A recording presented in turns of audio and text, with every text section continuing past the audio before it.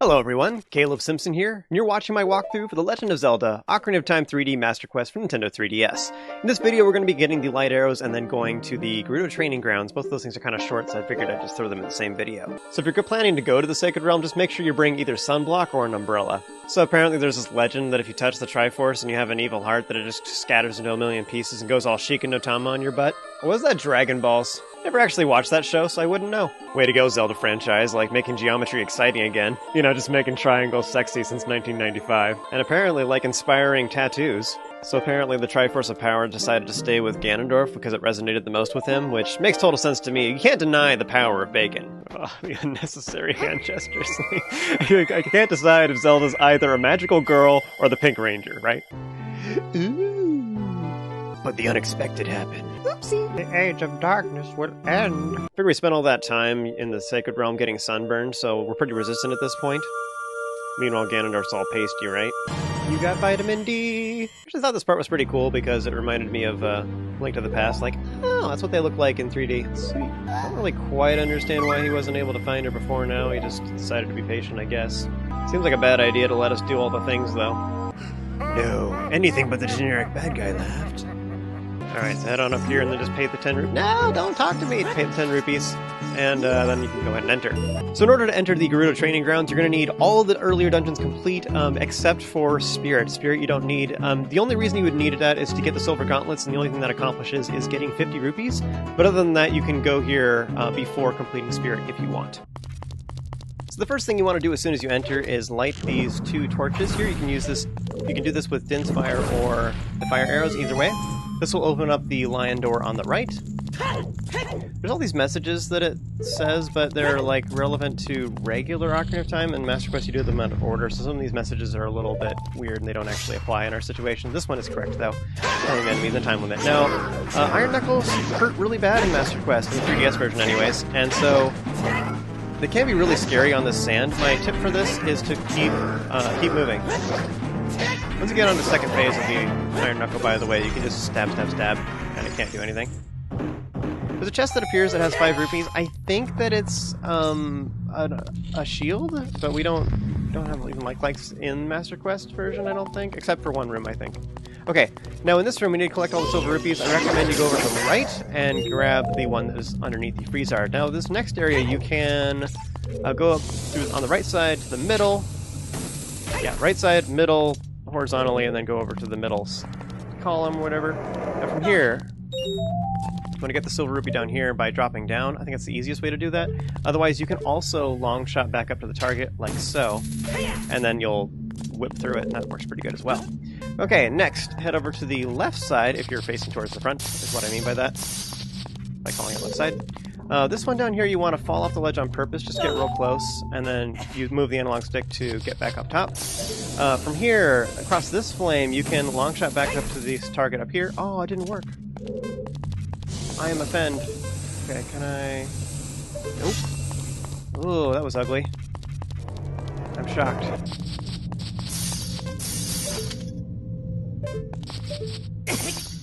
Yeah, you know. The Ice Crystals hate me. Okay, they're totally lined up. Yeah, no way. Okay, so once you successfully get that, head back over to the left side. The last one is up here.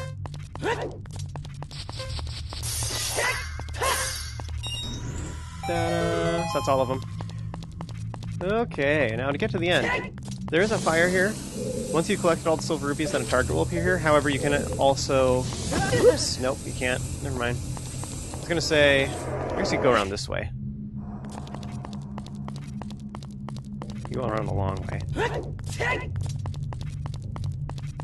So yeah, this would be an alternative. Using this target is way faster, though. Okay, in this room, there's... Oh, never mind. Confusing it with a different one. Okay, kill all the enemies. Great. I'd recommend you check out this sculpture first. Now, these Stalfos. My tip for this is to use stabs. If you space out your stabs, you can... So don't button mash. So, stab, stab, stab, stab, like that. And you can kill them really fast.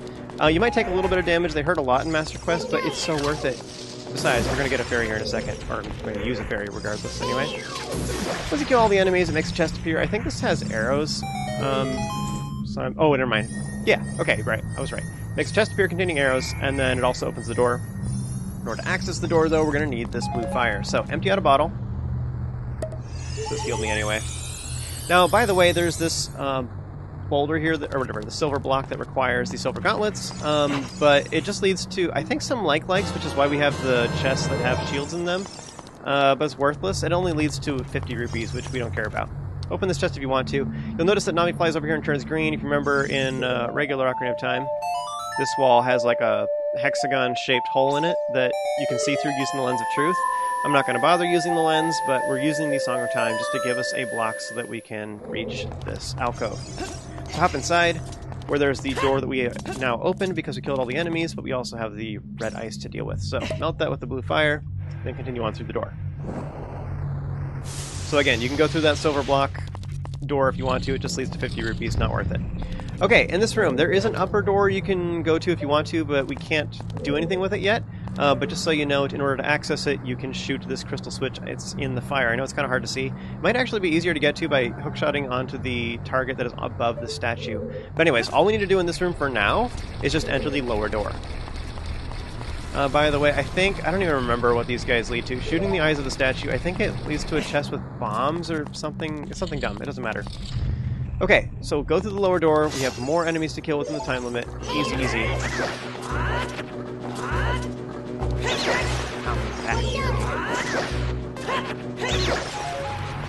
Okay, got some magic. Here we have the Iron Knuckle. Woo.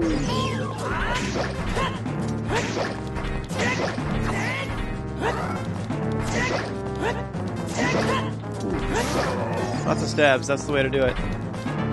Okay, once they're defeated, this creates a chest. This one has arrows in it again, I think. Something like that. But anyways, what we need to do, I know this is confusing, is you can barely see the tip of it, this crystal switch here. You can see it more at an angle, so see just a little bit of that right there? That's hiding in the wall. And the symbol, I think they even put the symbol here on purpose, just to make it three-dimensional so it sticks out a little bit. Just to hide it a little bit more. Anyways, what that does is it makes a chest in the middle. You want to step on this switch to temporarily put out the fire. We only have a few seconds, so quickly open this, and then get out of there before the fire comes back. Yay, so that's our first small key. Go through the next door. Okay, I think this is probably one of the hardest rooms in this little mini dungeon. You can smack this rusty switch. This creates a switch over here, or a target that you can go to if you want to. I think this one's actually a distraction. It's not worth your time. You can also go through this doorway. That's not worth it either. But anyways, what we need to do is if you shoot this torch over here with an arrow... Oh, by the way, real quick prep. Get the hover boots ready. What'll happen is this will put out the fires temporarily. But they will come back, so we only have a limited amount of time. Here's what I recommend you do, is use the hover boots to go get these far silver rupees first. And if you fall in the lava, then it will reset this whole area, and you'll need to get the silver rupees again. Super annoying. There's also some bubbles that pop out of the water. They're super annoying, or lava, they're super annoying as well. What I recommend you do is get a couple of the silver rupees, and then just long shot to one of the targets. Ideally, probably this one over here. It's the easiest, in my opinion. So, fires go out. Now we have 3 remaining, which are super easy. This bubble right here respawns often, so you might want to be careful and wait for it. I'll show that again in a second. So grab all the silver rupees, and then long shot back to this target. Okay, so going back to what I was saying. This bubble right here pops out of the lava often. So I'm going to stand here for a second. You'll see it reappear. So it does that, and so they can do that as you're running forward, or running straight towards this platform, and so it can knock you into the lava. So watch out for that. Maybe even like stand here and time it so that like right before it spawns, you shoot it, just to make sure that you have more than enough time and you don't have to worry about that. That's the dangerous one, in my opinion, in this room. Anyways, once you have collected all the silver rupees, it'll open this door right next to the regular torch, the one that's not wooden. Boop. I know it looks like it sticks, I guess, but it looks kind of like metal or whatever. It's totally long-shotable. In this room we have some Bari and Biri. I think the big ones are Bari and the little ones are Biri. I feel like my logic for that reasoning is that I think it's A before I. That's what I remember. I think that's the trick. I could actually just ask Navi, I guess. In this room, I'm going to go ahead and kill that enemy, and then enemies, whatever. And then burn the middle cobwebs. You can do this using Din's Fire or the fire arrows. And then inside we have some stingers. You want to sink down to the bottom, kill them, as well as this, the clam. Oh, what's the clam called? I can't remember right now. Anyway, it's not important. Spiky, something, spiked shells. I don't know. Something. Okay. So, now to get these silver rupees, you can either use the long shot, otherwise another trick for this, by the way, too, when I first went in here, I went to the middle, and I just sank all the way to the bottom. The reason for that was because there was a middle silver rupee, and you get that in passing, so it's super easy. So rather than moving around and taking off the iron boots early, you can do that. For this, there's a little trick I like to use, and that is to, you can swim, just kind of go around, but just stay in the middle by using the iron boots, and like right after you take off the iron boots, you can move around for a little bit before the current takes you away. So I like to like quickly button mash the iron boots, put them on, take them on, yeah, take them off, put them back on again really quick, and then you can swim. You have a greater control anyways of swimming for a little bit. So you can use that in midair, so to speak, while you're swimming, and it's great. Okay, so once you've gotten all the silver rupees, this will get us a small key, so now we should have 2 at this point. Go ahead and exit this door.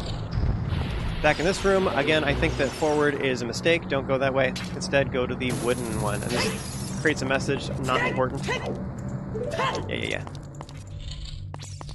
In this room, kill all the enemies. Something to know is that some appear as you get close. I think maybe it's just the Los Alpos up here.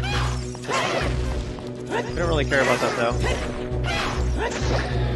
Where the down goes.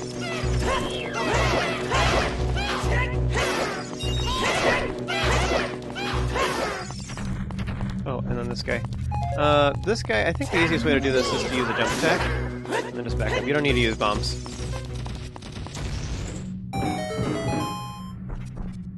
Okay. So once they're all defeated, open the chest that appears, which gives us the 3rd and final small key. I think it's the final one. I don't think there's any more.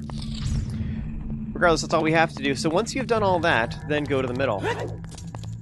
Middle door, that is. By the way, there are some chests here, so you can open these 2 chests, and also you can shoot this eye switch to make a 3rd one appear here. I don't remember what they all have. I think it's, I want to say off the top of my head, it's bomb, shoes, arrows, and bombs. Doesn't really matter, though. Go through the middle door now. This time, if you go over to the left, this is all dead ends and stuff. It doesn't matter. Instead, go over to the right. All of the chests in here, in this room, are worthless. They're all just garbage, like bombs, arrows, that kind of thing, so you can ignore it all. Go through all the doors, and then just continue on this whole right path.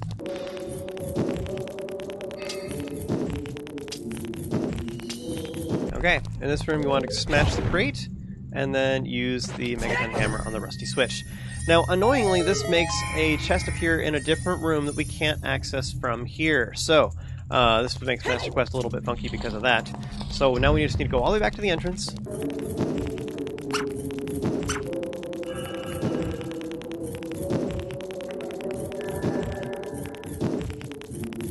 Okay, so from the entrance, you want to go over to the right door if you were coming from the entrance, facing different directions anyways.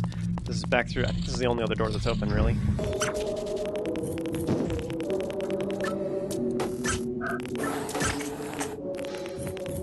So once you get back to the blue fire room, you want to go over to the Navi location and then play the Song of Time again to make the time block.